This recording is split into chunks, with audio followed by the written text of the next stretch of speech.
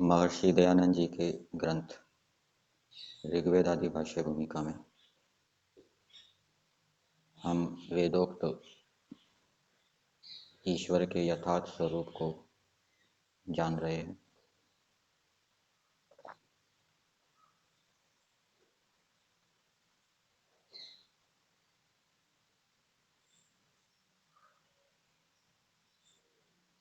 वेदोक्त धर्म विषय में दिया है, एक मंत्र है संगच्छध्वम संवदध्वम, ऋग्वेद का मंत्र है।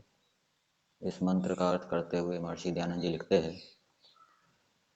इस मंत्र में ईश्वर मनुष्यों को उपदेश देते हैं कि तुम्हें धर्म का ही सेवन करना चाहिए, अधर्म का नहीं।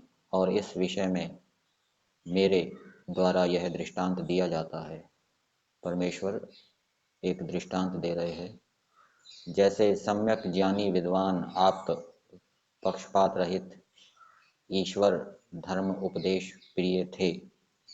जैसे सम्यक ज्ञानी विद्वान आप्त पक्षपात रहित ईश्वर धर्म उपदेश प्रिय थे। ईश्वर प्रिय भी थे, धर्म प्रिय भी थे और इनका उपदेश करने में भी प्रिय थे। तुम्हारे से पहले विद्या को पढ़कर व्यवहार करते थे, अथवा जो मर गए हैं वे जैसे मेरे द्वारा बताए गए का आचरण करते हैं, उसी प्रकार से तुम भी करो, जिससे तुम्हें वेद प्रतिपादित धर्म संशय रहित ज्ञात हो। फिर आगे दिया, ईश्वर मनुष्यों को उपदेश देते हैं कि तुम्हें एक दूसरे के सुख और उपकार के लिए ही सब सामर्थ्य लगाना चाहिए। ईश्वर कहते हैं कि जो मनुष्य सब जीवों के साथ आत्मवत व्यवहार करते हैं, ऐसे सबका उपकार करने और सुख देने वालों पर मैं सदा कृपा करता हूँ। अर्थात मैं उनके लिए आशीर्वाद और आज्ञा देता हूँ कि वे सब मनुष्य मेरी आज्ञा के अनुकूल चलें, जिससे उनका सत्य धर्म बढ़े और असत्य का नाश हो। सब जगत के अध्यक्ष ईश्वर ने सत्य जो धर्म, असत्य जो अधर्म, इनको अपनी सर्वज्ञ विद्या के ठीक ठीक विचार से देख के अलग अलग किया है, और वेदों के माध्यम से इन धर्म और अधर्मों को हम मनुष्यों को बताया है। वेदों में ईश्वर का कहा जो धर्म है वही एक सब मनुष्यों को मानने के योग्य है। सब मनुष्य लोग ईश्वर के सहाय की इच्छा करें, क्योंकि उसके सहाय के बिना धर्म का पूर्ण ज्ञान और उसका अनुष्ठान पूरा कभी नहीं हो सकता। परंतु मनुष्य को यह करना उचित है कि ईश्वर ने मनुष्यों में जितना सामर्थ्य रखा है उतना पुरुषार्थ अवश्य करें। उसके उपरांत ईश्वर के सहाय की इच्छा करनी चाहिए, क्योंकि मनुष्य में सामर्थ्य रखने का ईश्वर का यही प्रयोजन है कि मनुष्य को अपने पुरुषार्थ से ही सत्य का आचरण अवश्य करना चाहिए। जैसे कोई मनुष्य आंख वाले पुरुष को ही किसी चीज को दिखला सकता है, अंधे को नहीं, इसी रीति से जो मनुष्य सत्य भाव पुरुषार्थ से धर्म को किया अर्थात करना चाहता है, उस पर ईश्वर भी कृपा करता है, अपुरुषार्थी मनुष्य पर नहीं। क्योंकि ईश्वर ने धर्म को करने के लिए बुद्धि आदि बढ़ने के साधन जीव के साथ रखे हैं। जब जीव उनसे पूर्ण पुरुषार्थ करता है तब परमेश्वर भी अपने सब सामर्थ्य से उस पर कृपा करता है, अन्य पर नहीं। क्योंकि सब जीव कर्म करने में स्वाधीन और पापों के फल भोगने में कुछ पराधीन भी हैं। फिर आगे दिया है, ब्रह्मचर्य आदि सत्य आचरण में श्रद्धा से ही परमेश्वर की प्राप्ति होती है। अर्थात जब मनुष्य श्रद्धा पूर्वक अहिंसा सत्य अस्तेय आदि का पालन करता है तब उसे परमात्मा प्राप्त होता है। इसलिए मनुष्यों को हमेशा श्रद्धा और उत्साह आदि पुरुषार्थ बढ़ाते रहना चाहिए। ईश्वर ने श्रम जो परम प्रयत्न का करना और तप जो धर्म का आचरण करना है, इसी से युक्त सब मनुष्यों को रचा है। अर्थात मनुष्यों को ईश्वर की आज्ञा के अनुसार अत्यंत पुरुषार्थ करना चाहिए और धर्म का सेवन सदा करना चाहिए। ईश्वर ने वेदों में मनुष्यों के लिए जिसके करने की आज्ञा दी है वही धर्म, जिसके करने की प्रेरणा नहीं की है वह अधर्म कहता है। ऐसा जानकर सब मनुष्यों को धर्म का ग्रहण और अधर्म का त्याग करना चाहिए, यही मनुष्यों में मनुष्यपन है। फिर उपासना विषय में ईश्वर के विषय में दिया है, जीव को परमेश्वर की उपासना नित्य करनी उचित है। अर्थात उपासना समय में सब मनुष्य अपने मन को उसी में स्थिर करें। योग को करने वाले मनुष्य तत्व अर्थात ब्रह्म आदि के तत्व ज्ञान के लिए जब अपने मन को पहले परमेश्वर में युक्त करते हैं, तब परमेश्वर उनकी बुद्धि को अपनी कृपा से अपने में युक्त कर लेता है। फिर वह परमेश्वर के प्रकाश अर्थात तत्व ज्ञान विद्या को निश्चय करके यथावत धारण करते हैं। पृथ्वी के बीच में योगी का यही प्रसिद्ध लक्षण है। परमेश्वर उपासकों को अत्यंत सुख को देके उनकी बुद्धि के साथ अपने आनंद स्वरूप प्रकाश को करता है, तथा वही अंतर्यामी परमात्मा अपनी कृपा से उनको युक्त करके उनके आत्माओं में बड़े प्रकाश को प्रकट करता है। जो सब जगत का पिता है वही उपासकों को ज्ञान और आनंद आदि से परिपूर्ण कर देता है। परंतु जो मनुष्य सत्य प्रेम भक्ति से परमेश्वर की उपासना करेंगे, उन्हीं उपासकों को परम कृपा में अंतर्यामी परमेश्वर मोक्ष सुख देके सदा के लिए आनंद युक्त कर देगा। परमात्मा की आशीर्वाद देने की प्रतिज्ञा का वर्णन आया है। उपासना का उपदेश देने वाले और ग्रहण करने वाले दोनों के प्रति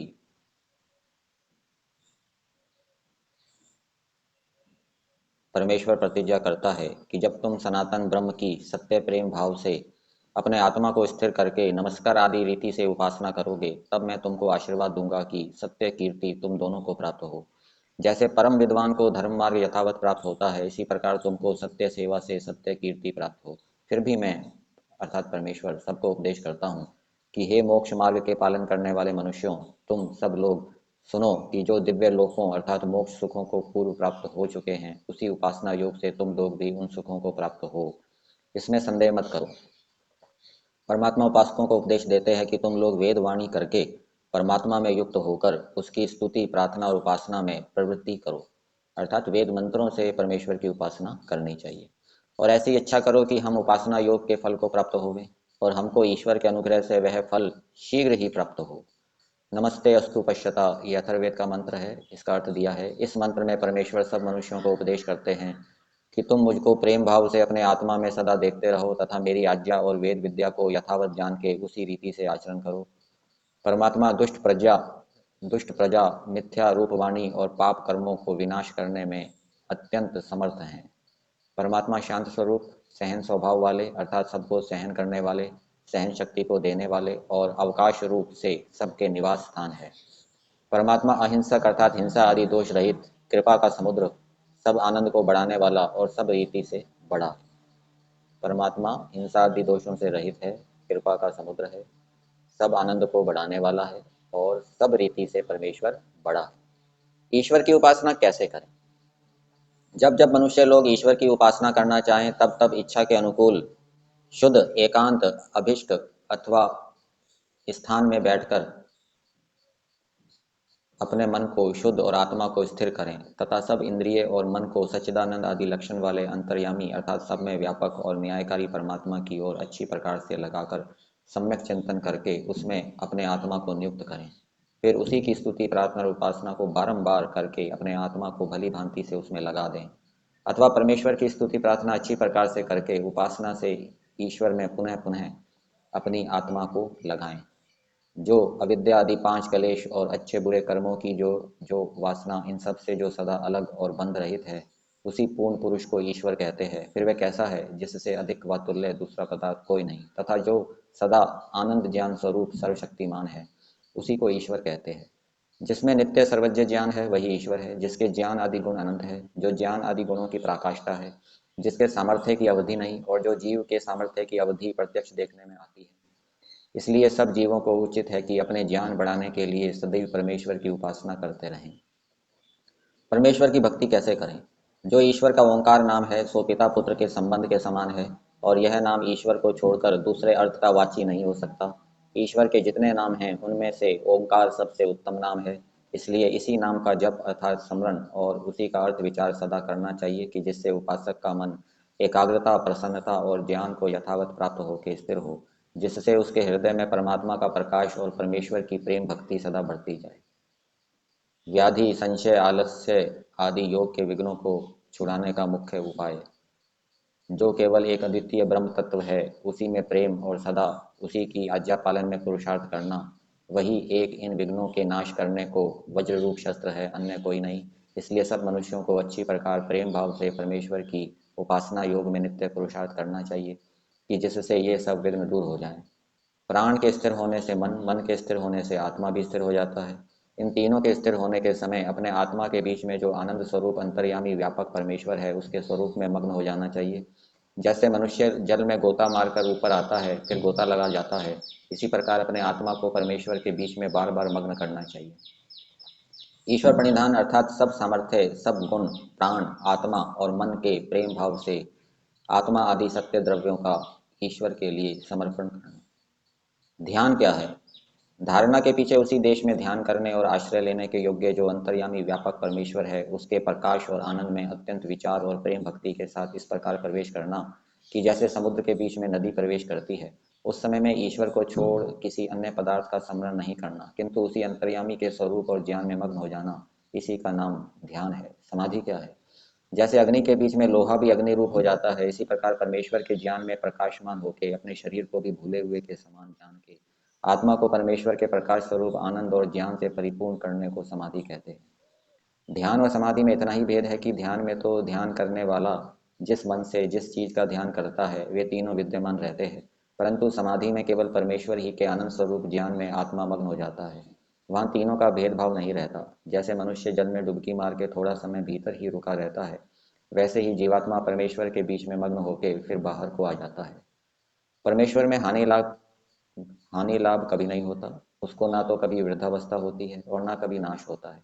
जिसमें सब काम परिपूर्ण हो जाते हैं, वह सब पापों से रहित शुद्ध स्वभाव, जरावस्था रहित, शोक रहित, जो खाने पीने की इच्छा कभी नहीं करता, जिसके सब काम सत्य हैं, जिसके सब संकल्प भी सत्य हैं, उसी आकाश में प्रलय होने के समय सब प्रजा प्रवेश कर जाती है और उसी के रचने से उत्पत्ति के समय फिर प्रकाशित होती है। परमेश्वर की सगुण और निर्गुण उपासना। सगुण उपासना सर्वज्ञ, शुद्ध, न्यायकारी आदि सत्य गुणों के ज्ञान पूर्वक उपासना करने को सगुण उपासना कहते हैं। निर्गुण उपासना वह परमेश्वर निराकार, कभी शरीर धारण नहीं करता, हल्का भारी कभी नहीं होता, इत्यादि गुणों के निवारण पूर्वक उसके स्मरण करने को निर्गुण उपासना कहते हैं। तो ये कुछ बातें ईश्वर के विषय में, उपासना विषय में दी गई है।